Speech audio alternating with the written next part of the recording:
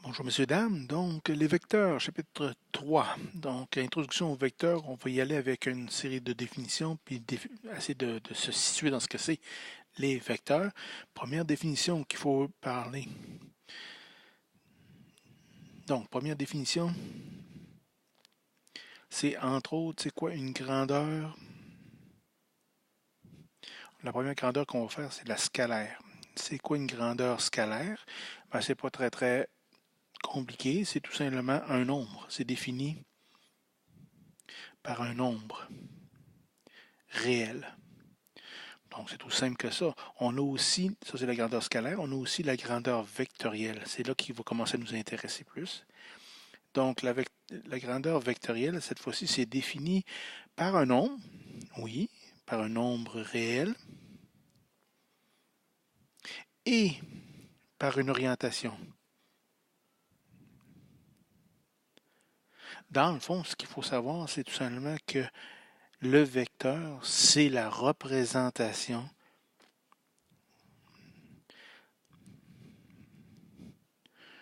d'une grandeur vectorielle. C'est ce qui me permet de représenter. Donc, qu'est-ce que ça a comme intéressant au niveau un vecteur? Très rapidement, c'est que ça a une grandeur qu'on va appeler la norme et ça a une orientation. Puis l'orientation, c'est défini par la flèche. Puis l'orientation, dans le fond, ça contient deux choses, la direction et le sens. Le sens, c'est l'extrémité de la flèche. Tout simplement. Donc, un exemple de ça. Donc, voici le vecteur V. Voici le vecteur W. Ce qui est intéressant, c'est que V et W ont la même direction, mais ils n'ont pas le même sens. Donc, c'est la flèche qui détermine le sens, dans le fond. Quoi d'autre qu'on peut dire aussi? Les vecteurs, c'est noté de deux manières différentes. Soit à l'aide d'une lettre minuscule. Exemple, ça, tout simplement, le vecteur V. Puis, avec la lettre minuscule, on rajoute la flèche. OK, donc, il y a une flèche au-dessus. Donc, vecteur V, vecteur U, vecteur W. Donc, c'est une lettre minuscule avec une flèche au-dessus. L'autre façon de noter, c'est avec des lettres majuscules. Deux lettres majuscules qui démontrent, dans le fond, l'origine et l'extrémité du vecteur. Donc, exemple, si j'ai le vecteur ici comme ça, ici, A, B, mon A ici, c'est donc l'origine et mon B, c'est l'extrémité. Donc, je peux noter à ce moment-là le vecteur AB avec des lettres majuscules, toujours avec la flèche dessus pour indiquer que c'est un vecteur. Donc, voilà pour ça. Qu'est-ce qu'on a d'autre d'intéressant?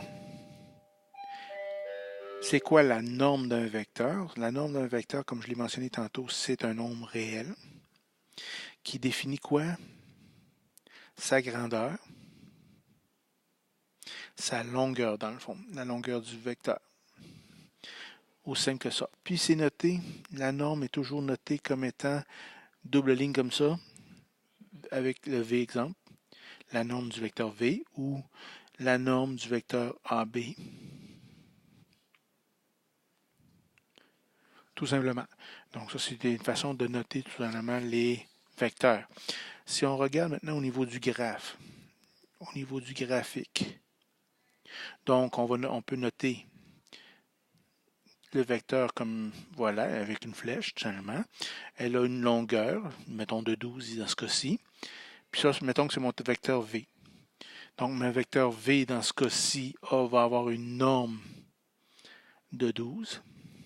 Et l'orientation, ici, ce qui me manque comme information, l'orientation va être l'angle entre l'horizon et le vecteur ici. Donc, dans ce cas-ci, mettons 247 degrés.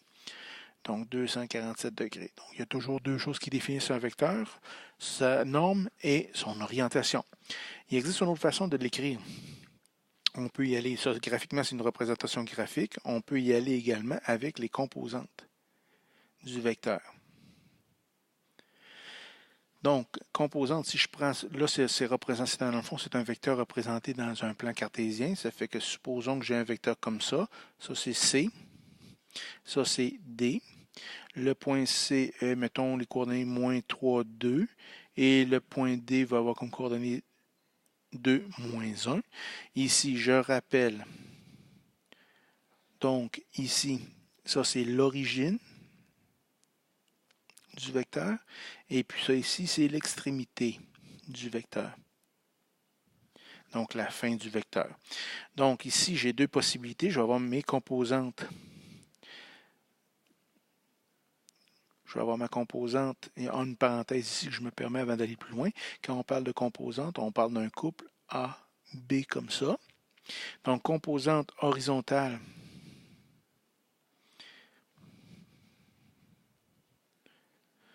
Donc horizontale.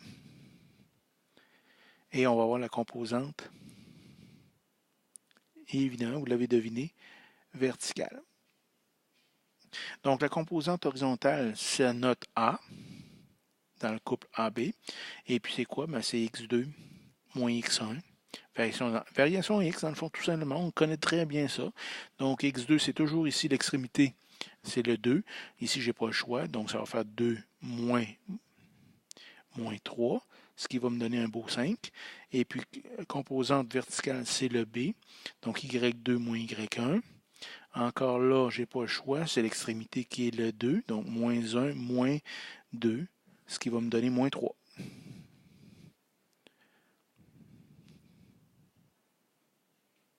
Bon, ça, c'est pas facile d'écrire. Voilà, moins 3. Donc, si je veux noter à la fin complètement mon vecteur sous forme de composante, donc la composante 5 moins 3, donc voilà ce qui définit ma composante, mon vecteur sous la forme de composante. Donc le vecteur CD 5 moins 3. Si je voulais trouver à partir de ces informations-là, si je change de page ici, donc mon vecteur CD, je viens de dire que c'était 5 moins 3. Si je veux trouver la norme du vecteur CD, comment est-ce que je ferais? Ben, c'est Pythagore tout simplement, vous connaissez, donc c'est la racine carrée de 5 au carré, plus moins 3 au carré. Donc ça me donne ici, dans ce cas-ci, 25 plus 9, ce qui va me donner racine carrée de 34. Ce qui me donne environ 5,83, je l'admets, quoique j'aime pas beaucoup. J'aime mieux des nombres précis, donc racine carrée de 83, ça fait très très bien dans ce cas-ci.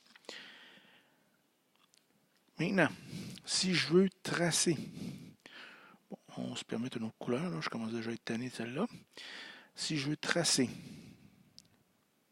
les vecteurs, donc c'est deux possibilités, deux choses dépendant de ce qu'on me donne. Donc si je veux tracer le vecteur U, donc sa composante, pas sa composante, pardon, sa norme est de 15. Ici, on pourrait parler de mètres. Et puis, son orientation de 30 degrés.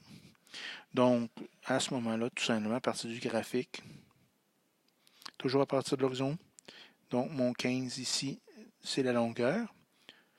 Et puis mon 30 degrés ici. C'est aussi simple que ça. Si j'ai un autre exemple, mettons que j'ai ce vecteur AB,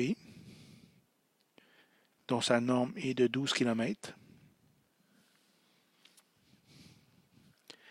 L'orientation, 195 degrés, mettons. Donc, toujours à partir de l'horizontale, comme ça. Donc, 195 degrés, c'est passé 180. Donc, ça va me donner un vecteur de ce type-là ici. 12 de longueur et 195 degrés. Si je continue pour le fun, un autre exemple, C. Cette fois-ci, je donne, mettons, le vecteur V, mais je vais vous donner les composantes. Alors là, c'est dans un plan cartésien. Le plus facile, c'est de partir de 0, 0. Puis ici, qu'est-ce qu'on me donne comme information? On a une variation X et variation en Y. Donc, je fais 3 en X, moins 6 en Y. Donc, 3 moins 6, ça m'emmène ici comme extrémité. Donc, voilà. Donc, j'avais moins 6 comme ça ici. Puis, j'ai 3 ici. 3 comme ça ici. Donc, ça me donne ce vecteur-là, qui est le vecteur ici, V. Si je veux encore trouver la norme, tout simplement, je vais calculer 3 au carré plus 6 au carré. Donc, un autre exemple, D. Supposons que j'ai le vecteur R, qui serait moins 2, moins 3. Donc, encore là, c'est mon plan cartésien. Donc, moins 2, moins 3. Voilà mon vecteur. Oups, pas tout à fait, hein? Donc, voilà mon vecteur R ici. Tout simple que ça. Pas plus compliqué que ça. Il ne faut pas aller chercher plus loin que ça.